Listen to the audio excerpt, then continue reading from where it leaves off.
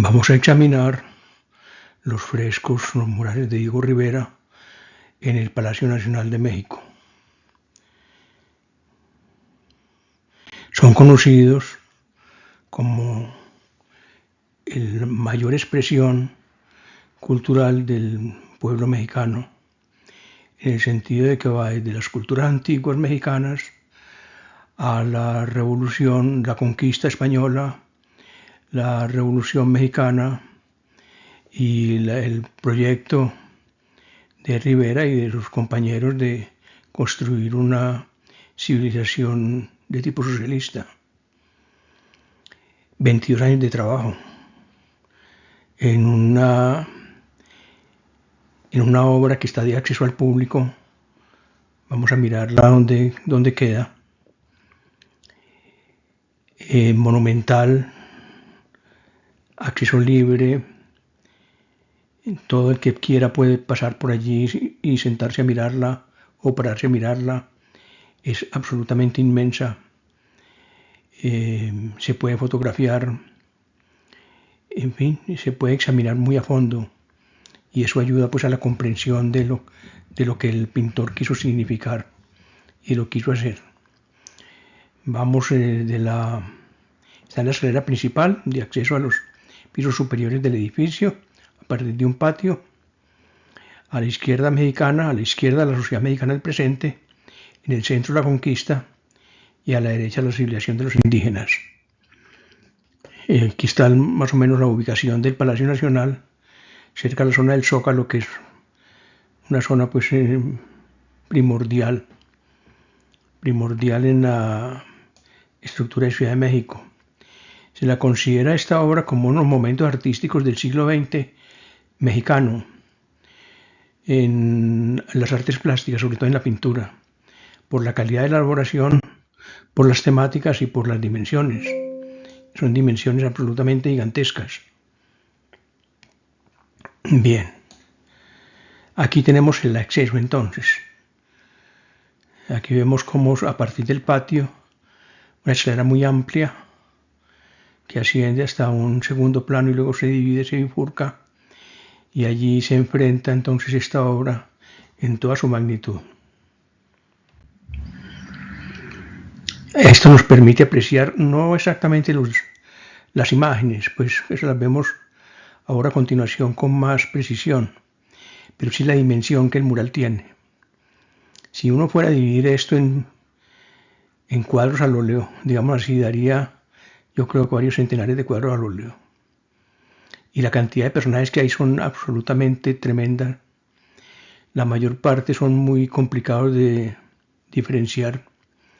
A los expertos en historia mexicana es posible que les tome incluso algo de trabajo identificar uno por uno, porque al fin y al cabo pues estarán hechos en base a fotografías sobre todo, ya que casi todos pertenecen a una época ya superada. Y aquí en sentido contrario, una mirada de frente, no desde la escalera sino de frente, que nos permite apreciar también cómo él aprovecha las bóvedas que se forman, los arcos que se forman en las bóvedas del techo para ubicar debajo de cada una un acontecimiento histórico especial. A la derecha vamos a ver el fusilamiento no, ese es el de la conquista, y a la izquierda, al extremo izquierdo, el fusilamiento del emperador Maximiliano. Bueno, como vemos, él hizo esto en varias etapas, no fue una sola etapa. Primero pintó la parte central que vemos aquí y luego en los corredores, en los muros de los corredores, elaboró 11 paneles más acerca de culturas mesoamericanas y la llegada de los españoles a Veracruz.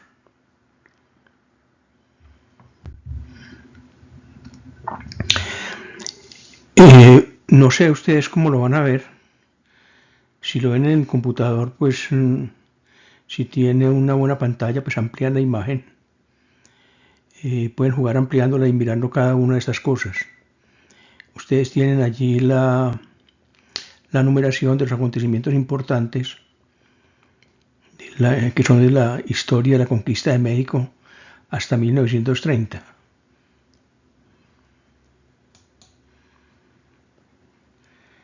Esta es la idea de José Vasconcelos, que era: ubiquemos en los muros de los sitios públicos la historia mexicana.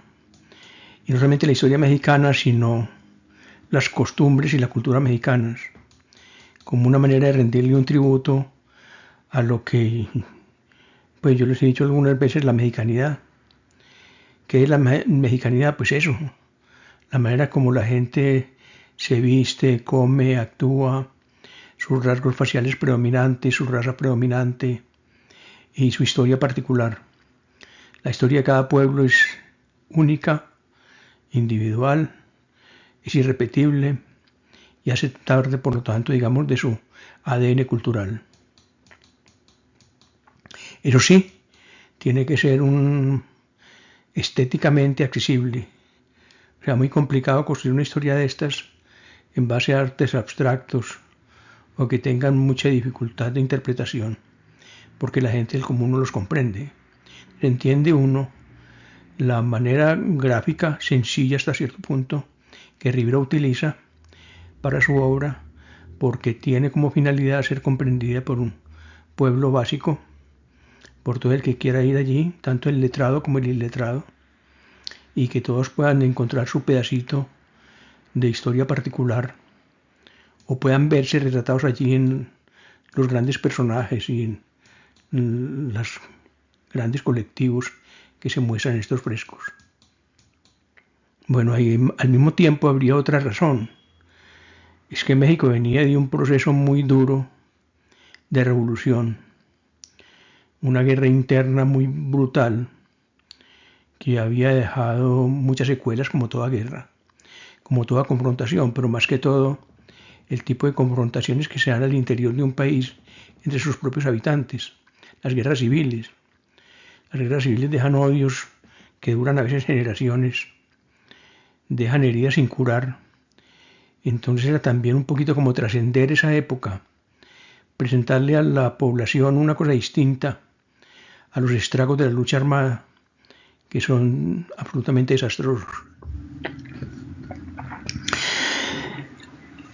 En la historia mexicana hay un hecho muy conocido, es una guerra norteamericano-mexicana en la frontera norte de México, en la región sur de los Estados Unidos, lindante con México, toda la región de Texas y alrededores, que fue conquista española y colonización española, pertenecía a México.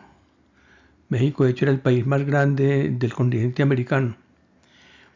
Aprovechando unas incursiones que hubo de asaltantes de bancos mexicanos que pasaban la frontera y asaltaban bancos y asaltaban poblaciones en esta parte, Estados Unidos decidió ponerle fin a eso y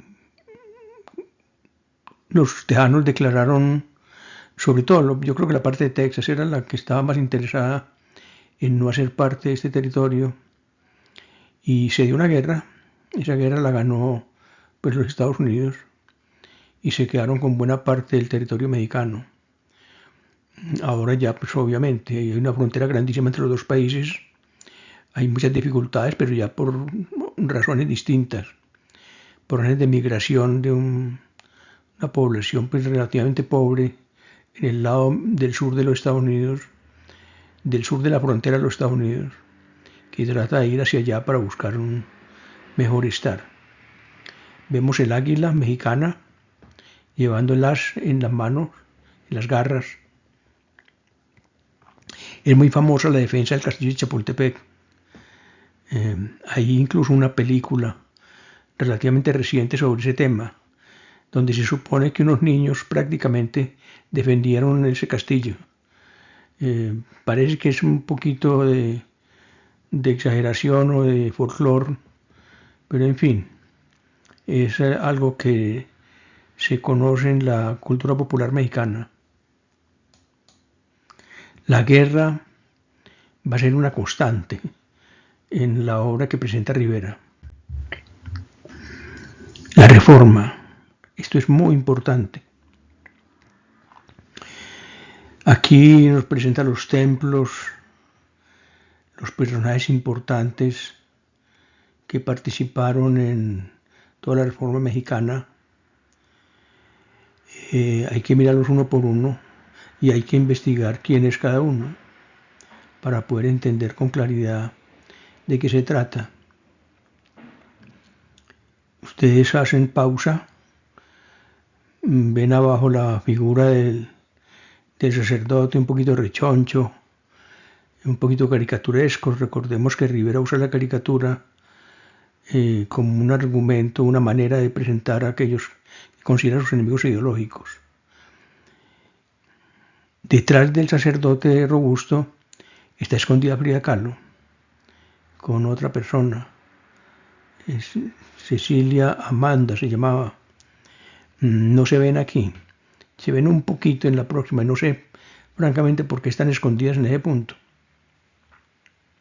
Todos estos personajes que aquí son todos de la historia mexicana. Solamente los especialistas totales en historia de cada país son capaces de reconocer una multitud de personajes del mundo político, militar, social y económico, como el que se presentan acá. Esto es una lección de historia viva. Hay que advertir pues, que los números que hay aquí corresponden a una manera de identificar los individuos, pero no hacen parte de los murales. Aquí lo vemos ya sin las numeraciones, y detrás del sacerdote vemos a Frida Kahlo escondida.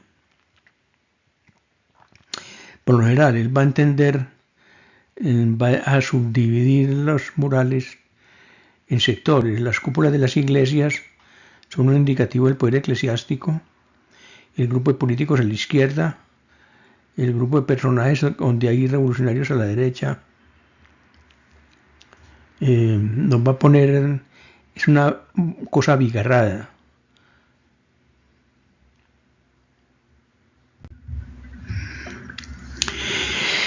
El muro central va a ser de la conquista al virreinato, la lucha por independencia y las represiones sociales y políticas que llevaron a la Revolución Mexicana. Se hace referencia a la Inquisición. Hay un pedacito que recuerda un poquito las obras de Goya, las caricaturas de Goya, los dibujos que hizo sobre los desastres de la guerra y sobre críticas a la sociedad española, que probablemente él había conocido en España, cuando estuvo en España estudiando. Y aquí aparecen los héroes del nacionalismo mexicano: Benito Juárez, Dolores Hidalgo, Emiliano Zapata, Pancho Villa. Pancho Villa, que era lo que nosotros llamamos un bandolero. Pero el bandolero, recordemos que ya lo he dicho algunas veces, tiene una connotación distinta en el mundo colombiano que en el mundo mexicano. Allí es un héroe, aquí no es un héroe. Tal vez hubo circunstancias especiales que llevaron a que se diera, errores muy grandes de la insurgencia colombiana que llevaron a que no fueran bienvenidos por buena parte de la sociedad, o casi toda, diría yo. Bueno, aquí tenemos a la derecha. Vamos a ver luego un poquito más en detalle estas imágenes. A la derecha, el arribo de los misioneros que llegan pues evangelizando a sangre y fuego. Recordemos que la evangelización del mundo americano precolombino por parte de los conquistadores españoles no fue simplemente un razonamiento, sino que fue una imposición por la fuerza. Eso también deja algunas secuelas. Debajo de los misioneros está el cañón y no deja de ser significativo. En la parte de abajo hay una lucha compleja, enredada.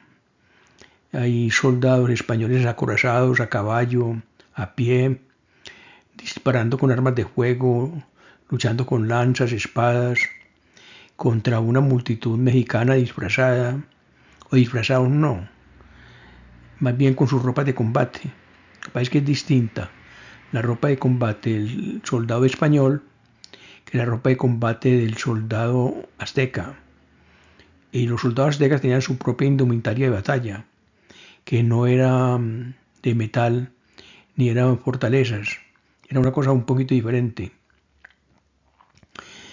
Y en la parte superior la lucha agraria, la lucha por la tierra, y a la izquierda la educación y los contrarios a la educación, la quema de libros, que fue muy famosa. Incluso hay un relato de un clérigo español que ordenó quemar todos los códices aztecas y los quemó casi todos. Quedaron unos pocos que hoy están en bibliotecas de Europa. A la izquierda las nuevas estructuras, él siempre va a hablar de un pasado violento. Recuerden lo siguiente, que en la educación básica colombiana, me refiero al caso nuestro, yo supongo que sería igual en toda Hispanoamérica, se hablaba de que España simplemente había traído la civilización y el progreso, y había traído la lengua española. Pues de hecho, una lengua y otra igual. Da igual hablar español que hablar inglés o hablar portugués. El que nace en Brasil nace hablando portugués y el que nace en Estados Unidos nace hablando inglés. Nosotros nacemos hablando español, pero eso no es... Aquí había gente que hablaba otras lenguas. En México se hablaba en náhuatl y nacían hablando náhuatl. Y tenían su propia civilización. O sea, vino una civilización que se impuso a otra porque era más poderosa militarmente y porque tenía el predominio de las armas de fuego, sobre todo, y las armaduras y los caballos. Aquí un poquito más de cerca podemos ver lo confuso del combate, lo duro del combate. Esta civilización azteca no se entregó de buenas a primeras. Hubo episodios muy complicados. El emperador azteca en un momento determinado aceptó la llegada de los españoles a su ciudad, los invitó a su palacio y ellos lo pusieron prisionero. Le exigieron para liberarlo que llenara hasta el techo, del piso al techo, la habitación donde estaba de oro. De hecho, lo que más movía a los españoles era el ansia de oro. Era su principal preocupación y su principal motivación. Hay unos episodios en que más o menos conviven y los españoles están allí en Tenochtitlán conviviendo con los nativos y después se arma una guerra tremenda. Son expulsados y ellos retoman luego en compañía de tribus enemigas de los aztecas. A los aztecas no los quería todo el mundo en México. De hecho, muchos los odiaban. Y la razón era la siguiente, que tenían que entregarle como tributo a los aztecas, que era una cultura dominante en el área mexicana, tenían que entregarle prisioneros para ser sacrificados a los dioses aztecas. Esto obviamente producía un odio tremendo. O sea, no estamos hablando de culturas amigas, de que todos los habitantes del actual territorio mexicano defendieron las culturas locales, no. Muchos se entregaron a los españoles porque los consideraron liberadores del dominio del mundo azteca, que era muy pesado para casi todos ellos. Hay que anotar las cosas como son. Desafortunadamente así fue. Aquí miremos un poquito más en detalle las armaduras, las disfraces, es que uso el término disfraz, que parecen disfraces, pero son trajes de combate. El guerrero azteca disfrazado de jaguar, porque el jaguar es un animal mítico y es el gran predador de la cultura mesoamericana. Y es el único predador que queda de ese tipo aquí en el mundo americano, tanto desde México hasta abajo, hasta la parte al menos de la Amazonía colombiana, brasilera y peruana. Ya más allá de la Amazonía no creo que haya este tipo de animales. Está el puma, pero es un poquito diferente. El puma está desde Norteamérica hasta el fondo de Sudamérica. Bueno, ya en la parte de arriba, el clérigo, con sus libros, sus notas, dedicado pues en parte a predicar, en parte a tomar posesión de territorios que le fueron entregados a la iglesia, a tomar posesión de los siervos que se le entregaban para trabajar estos territorios.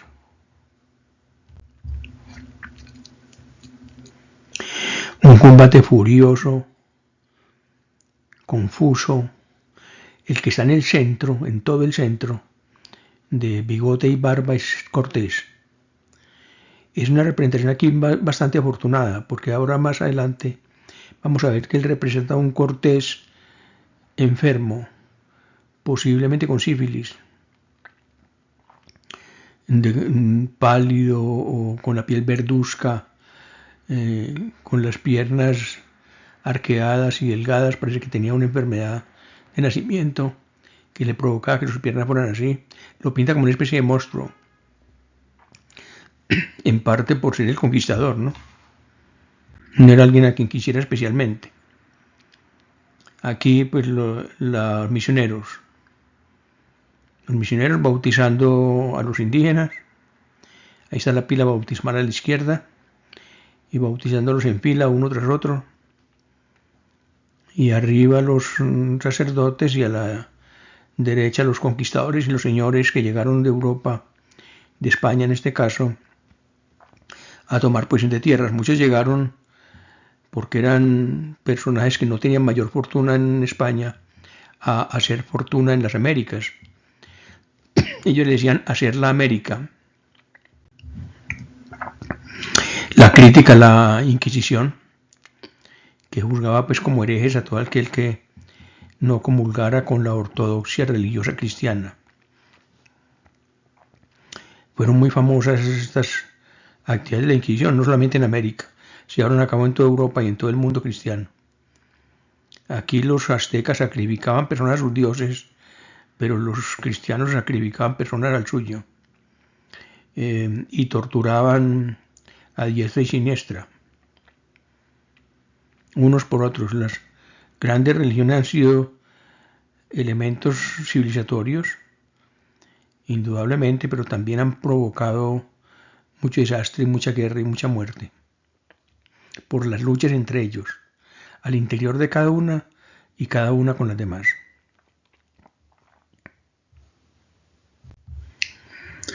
El águila mexicana. Había una leyenda de que México había sido fundada, Tenochtitlán, pues la capital actual de México, había sido fundada en un lugar en donde en una penca se posó un águila, y eso se significó para un grupo indígena que iba buscando un lugar de donde sentarse, como un mensaje de la divinidad, del poder de la divinidad, y allí se fundó entonces la Ciudad de México, la actual Ciudad de México, la antigua Tenochtitlán.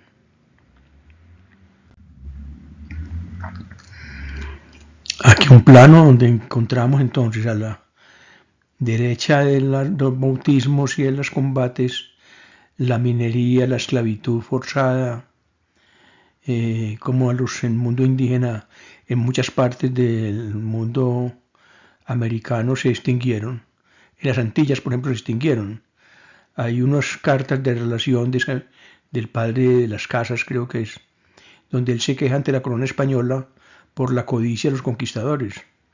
O sea, había españoles que no estaban de acuerdo con esa codicia, con esa búsqueda desenfrenada de oro y de riquezas, y que habían prácticamente extinguido a muchos grupos indígenas de las islas del Caribe, que fueron repobladas con personal traído del África, en calidad de esclavos. El arco central, la revolución y la independencia. Allí van a encontrar a todos los personajes especiales. En el 106, Miguel Hidalgo, personaje muy importante. Arriba, en la parte izquierda superior, el obrero señalando hacia un futuro. En el José Guadalupe, a su lado, todos los grandes combatientes de esta revolución, que fue muy dura, pero yo creo que creó una especie de conciencia, una conciencia especial sobre lo que era ser mexicano.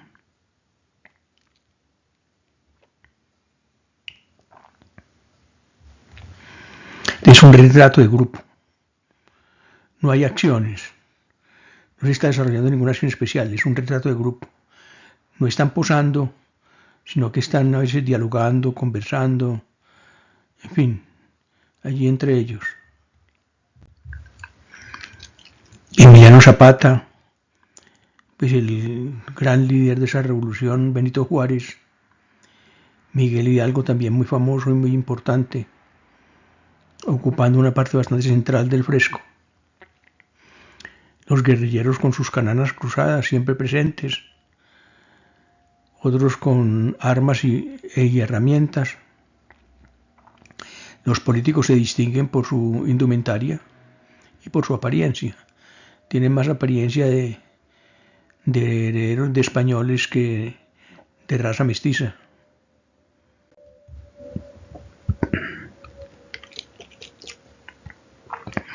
Estos acercamientos nos permiten ver con más detalle la cantidad de figuras, de personajes y sus características especiales.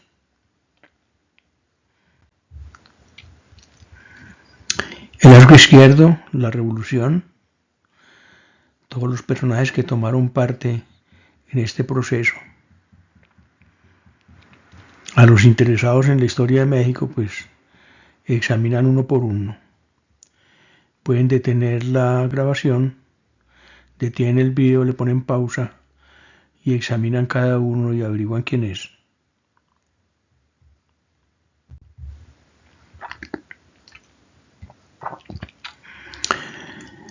Todos y cada uno, bien presentados. La revolución, las pancartas pidiendo tierra, libertad y pan, básicamente es lo que han pedido todos los pueblos toda la historia, es lo que han querido.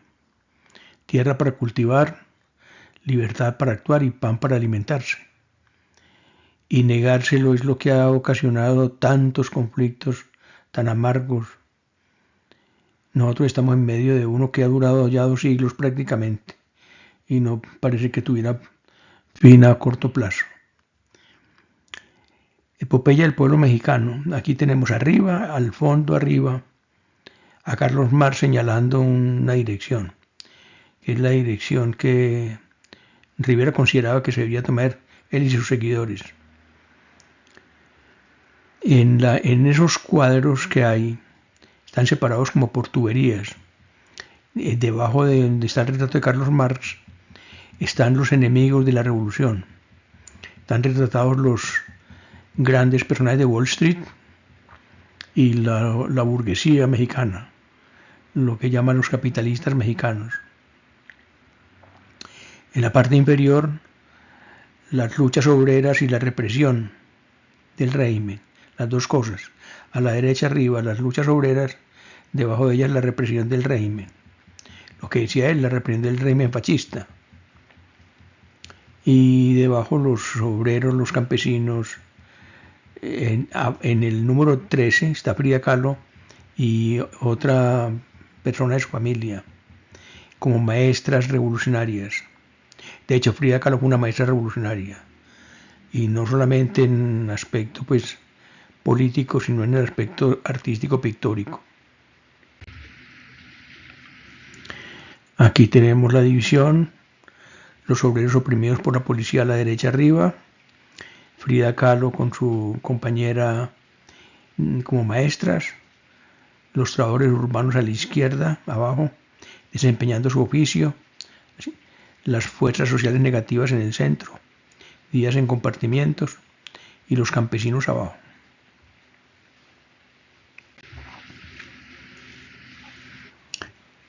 Otra imagen.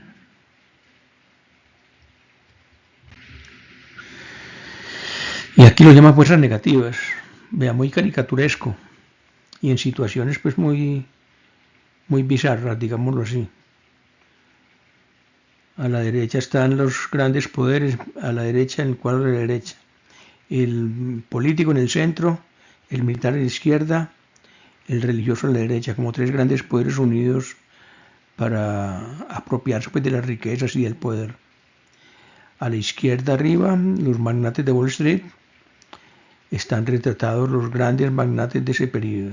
Los Rockefeller, los Mellon, todos estos grandes personajes a los cuales Rivera se va a enfrentar en alguna oportunidad que la veremos más adelante. Cuando hace la fresco para el Rockefeller Center y ofende a los norteamericanos, y es verdad, los ofendió, porque él colocó a Lenin y a Carlos Marx en ese mural, en el centro de la vida capitalista de Nueva York. Es una ofensa al anfitrión, que era Nelson Rockefeller. Rockefeller ordenó destruir el mural porque no, él le pidió que borrara esos personajes y Rivera no quiso. Y luego Rivera los volvió a pintar en Ciudad de México. Y se puede ver en Ciudad de México, lo vamos a ver aquí más adelante.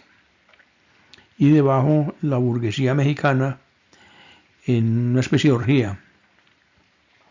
Siempre lo va a mostrar así, dedicados simplemente como a la búsqueda de un placer extremo, disfrutando como de riquezas. Aquí arriba la historia de la lucha de clases. La lucha de clases está siempre presente, nunca la va a ocultar. En la época en que eso se consideraba válido, ya no. Hoy es abrupto, digámoslo así. Hoy se habla más bien de entendimiento, de comprensión, de acuerdos políticos y de tránsitos hacia sociedades más justas, pero tránsitos tranquilos.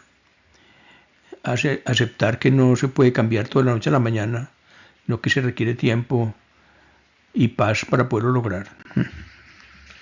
Frida Kahlo y su compañera y sus alumnos les han enseñado a leer y a escribir. Las maestras, recuerda que vimos las maestras rurales la vez pasada, en el video anterior, la maestra que se va al campo a alfabetizar a los campesinos. Aquí es las maestras que alfabetizan a la porción rural, no rural, sino la porción urbana, perdón, de Ciudad de México y las otras ciudades mexicanas. La invasión francesa y su imperio. Un imperio efímero, impuesto por el imperio austrohúngaro básicamente. Impuesto por los herederos de esas grandes dinastías europeas. Maximiliano era un personaje de la nobleza europea digamos, de segundo nivel, y fue enviado con su esposa a México en calidad de emperador. Duró 3 años en el gobierno. A los 3 años terminó fusilado, junto con otros 2 personajes que ahí están, sus nombres. Y arriba el águila de la corona europea escapándose hacia Europa. Y el emperador fusilado por los grupos de personajes del pueblo mexicano.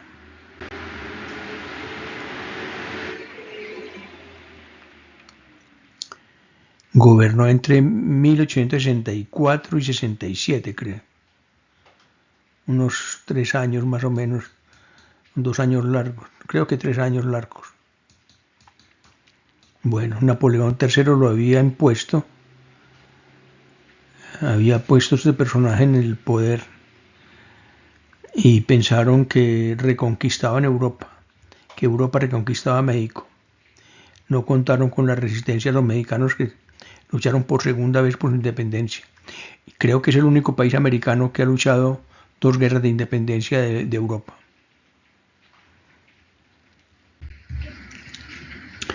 En el muro norte del México antiguo, a la izquierda arriba, que Quetzalcóatl saliendo del volcán, el sol cabeza abajo, que va a representar la debacle del mundo religioso azteca. A la derecha Quetzalcóatl escapándose.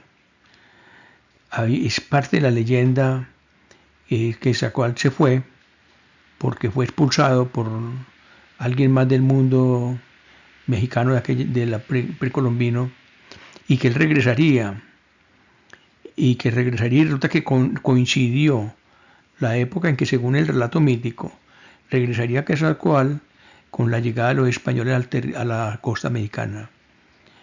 Entonces muchos interpretaron que estos personajes eran dioses. Al fin y al cabo, miren, los veían en unas naves inmensas.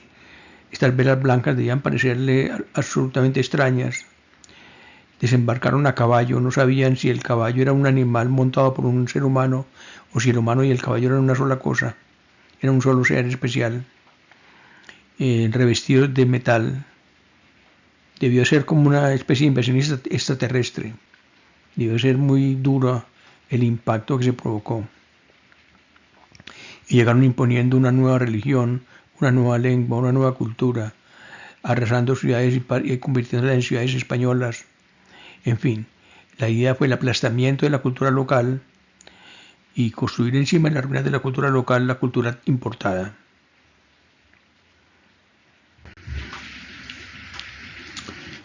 Las pirámides de todo el altiplano mexicano, inclusive las pirámides de Guatemala, del mundo maya, que es otra cosa, otra historia. Cuando los españoles llegaron ya el mundo maya no existía prácticamente.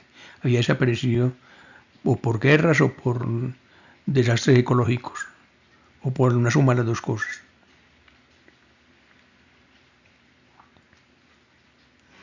Aquí vemos representado, por ejemplo, la guerra entre los mismos mexicanos. Pues yo hablo mexicanos en los términos actuales, de los mismos grupos humanos que vivían en el actual territorio mexicano. Como por ejemplo tienen que pagarle tributo algunos de ellos al mundo azteca, y como los tienen que llevar prisioneros para ser sacrificados a sus dioses. Entonces no era un mundo pacífico, era un mundo muy duro, muy difícil y muy lleno de violencia. Hay una película de Mel Gibson, creo, sobre esto. Vale la pena que la consigan y la vean. Un poquito dura de ver, pero vale la pena. Quetzalcóatl es el personaje que está sentado en el trono. El que está dentro en el trono verde, ese trono verde que hay en todo el centro de la pintura. Rodeado pues por sus seguidores y los que le rinden ofrendas. El mercado de Tlatelolco.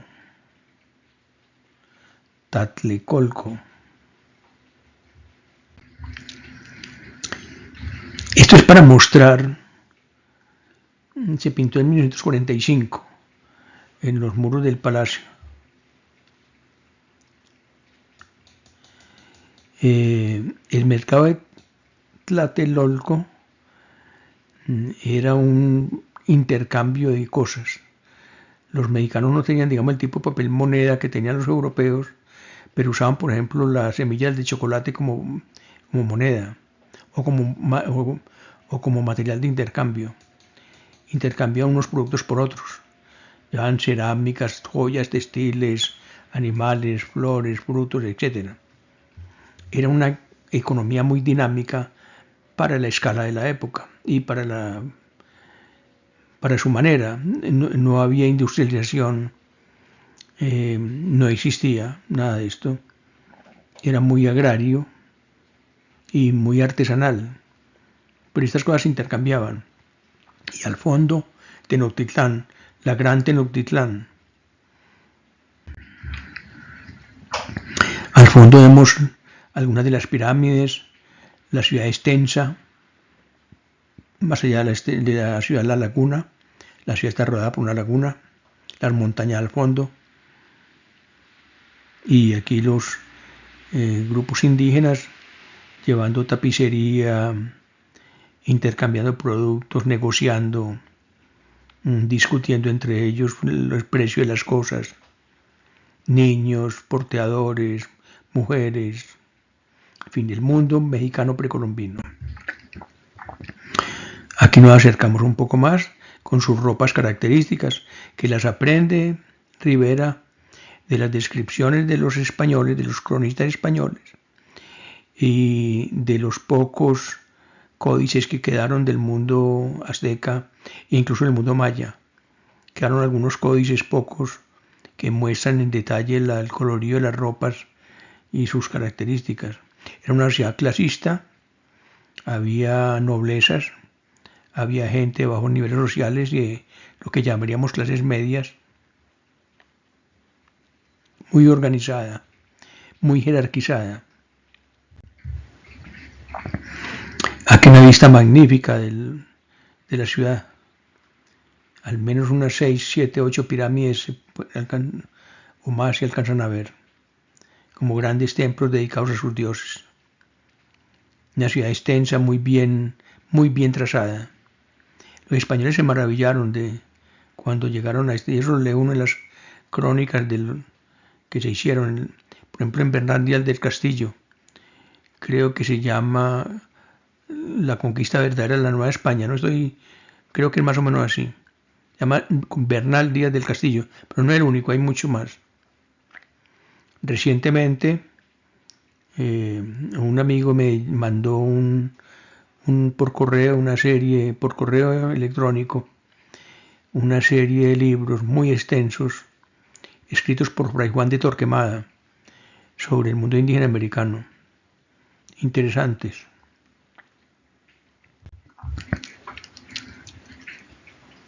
Vea las grandes avenidas, más que todo avenidas ceremoniales y avenidas de acceso a la ciudad que la hacían muy difícil de ser tomada militarmente, porque no tenía muchos puntos de acceso.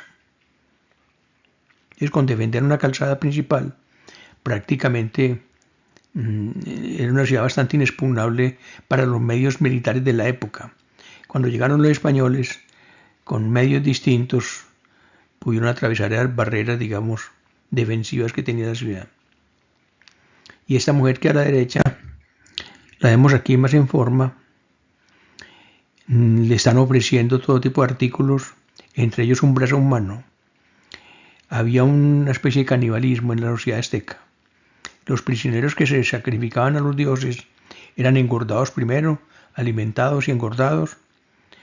Ellos sabían que iban a ser sacrificados porque se entregaban como tributo o eran capturados en las guerras como prisioneros de guerra y se arrojaban sus cuerpos escalinatas abajo, los recogía el pueblo que estaba en la parte de abajo y se usaban como comida y se intercambiaban sus partes.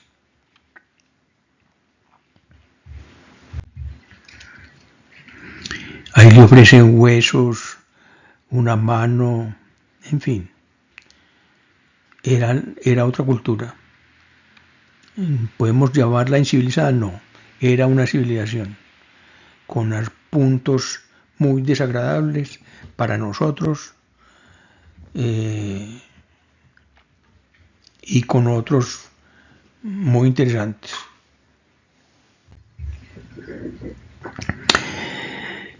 En el corredor oriental significó esta escena de la llegada de los españoles.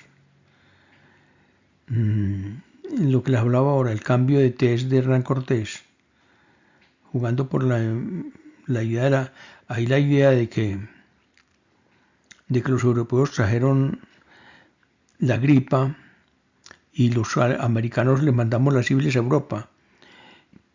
Alguna vez leí algo de que los indígenas del mundo caribe tenían una especie de sífilis endémica que no era mala para ellos, llevan por muchas generaciones, pero cuando le llegó a los europeos fue terrible. No sé qué tan correcto sea esto, pero es un tema que valdría la pena investigar más a fondo. Y aquí tenemos el mural. Arriba a la derecha, los trabajadores despoblando las selvas, los bosques para construir, para sembrar, la ciudad en el centro del fondo, las ciudades aztecas, en las filas de esclavos llevando troncos de madera a los lugares de construcción, llevando ganados. Aquí no se conocían los ganados, en el mundo americano no había, o era el bisonte americano, no había ningún otro tipo de animal doméstico. Los señores a caballo, los señores dueños de haciendas y de cosas, en todo el centro, abajo en el centro, inclinado con las piernas torcidas, con la tez verdosa, Hernán Cortés. Están torturando a un indígena a la izquierda abajo, para ir sacándole un ojo o algo así.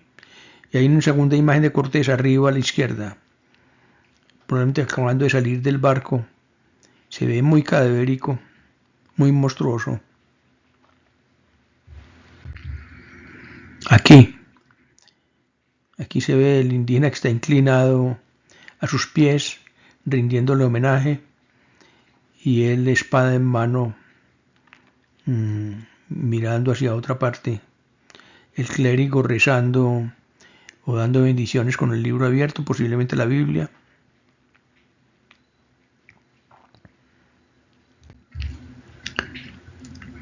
Y Cortés otra vez aquí, con su tez verdosa, muy caricaturizado, discutiendo con algunos personajes importantes del mundo español en América. A la derecha, pues, ganados que trajeron los españoles a América.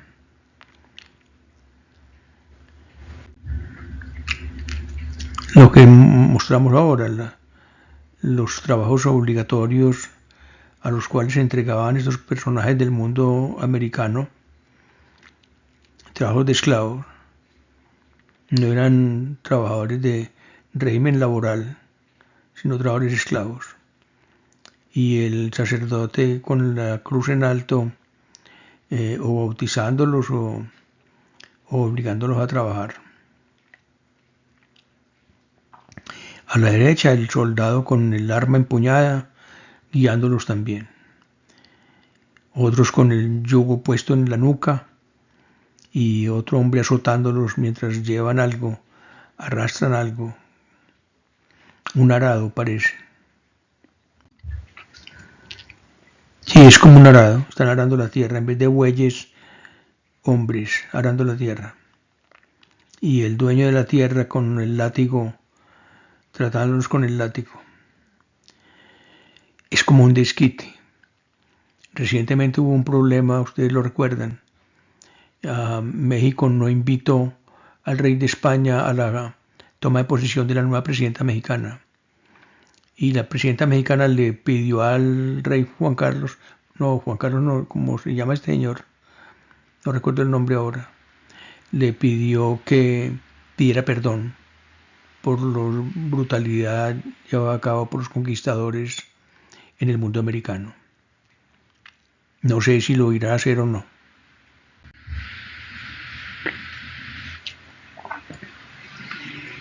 Acercamientos para la pintura. Y agrego aquí algunas otras obras de las figuras mexicanas precolombinas, que es enaltecer ese pasado, esa parte plenamente cultural, los saberes sobre todo. Aquí la grandeza de Tenochtitlán, al fondo, la ciudad magnífica y sus habitantes en primer plano, con todas sus galas y con todas sus dignidades, sacerdotes, grandes personajes de tipo militar, de tipo social, en fin. Una sociedad, como les digo, muy jerarquizada, muy vertical. El poder va del emperador hacia abajo y la parte baja de la población solamente obedece. Muy colorida.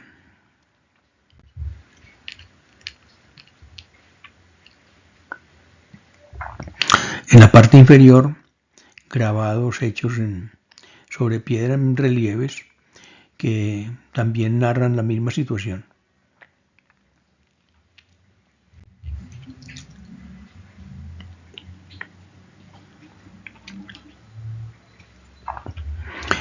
Detalles de la obra.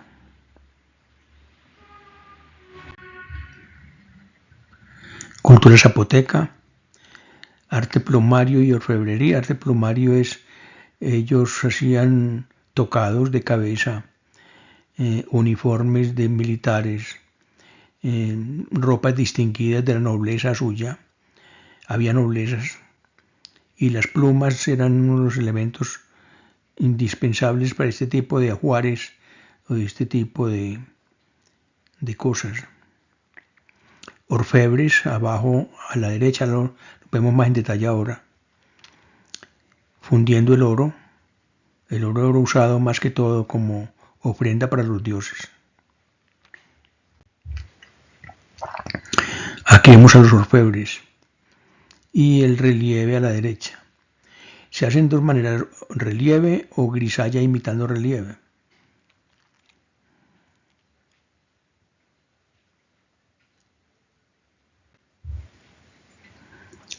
Y imprimiendo textiles.